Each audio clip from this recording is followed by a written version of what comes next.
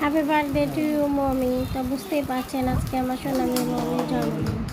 আজ ছিল না, তবে কাল শুক্রবার জন্মদিনটা হয়েছিল, আমি পালন করেছিলাম। আর এই সারাদিন জন্মদিনের দিন কী কী করলাম সেটাই আমি তোমাদের সাথে শেয়ার করবো। তো প্রথমে সকালে ঘুম থেকে উঠে পুজোটা সেরে নিয়েছিলাম, কারণ ঠাকুরের কাছে আমি প্রার্থনা করেছিলাম আমার মেয়ে যেন সবসময় ভালো থাকে, সুস্থ সবল থাকে এবং সকল বিপদ থেকে তাকে তুমি রক্ষা করো। আর ঠাকুর পুজোটা সেরে তারপরে সকালে খাবারগুলো বানিয়ে দিয়েছিলাম, যেহেতু জন্মদিন বলে কথা। আর যেগুলো খাবার পছন্দ করে আজকে আমি সেগুলোই বানিয়ে দেবো সারাদিন।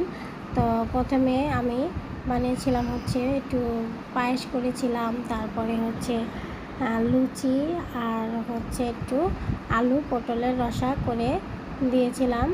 তো এটাই মমি সকালে খেয়ে নিয়েছিল, আমরাও সবাই খেয়ে নিয়ে তারপর একটু বাইরে বের হব, কারণ ও ঘরে একটু বাইরের খাবার খেতেও একটু বেশি ভালোবাসে।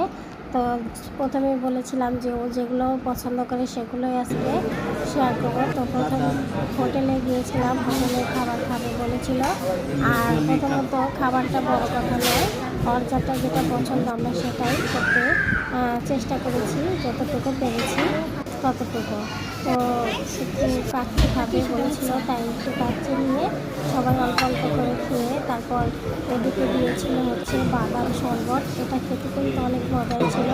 আর ছিল চিকেন জালি কাবাব। আর এই বাদাম শরবতটা আমরা প্রথম খেয়েছিলাম, অনেক মজা ছিল খেতে। তো তারপরে খাওয়া দাওয়া শেষে একটু কেক নেব, যেহেতু জন্মদিন, তার জন্য একটা কেক পছন্দ করলো। কেকটা কিন্তু অসাধারণ ছিল, চকলেট কেক, খেতে খুবই মজা ছিল। ছোটো হলেও কেকটা যেমন মজা ছিল, একটু দামও বেশি ছিল। দাম বলে কোনো কথা নয়, মেয়ের পছন্দ তাই বলে নিয়ে নিলাম। আর এদিকে বাসায় এসে রেডি হয়ে কেকটা কাটতে বসে পড়লাম। তো সবাই আমার মেয়ের জন্য দোয়া করবেন, আশীর্বাদ করবেন, সে যেন সবসময় ভালো থাকে, সুস্থ থাকে।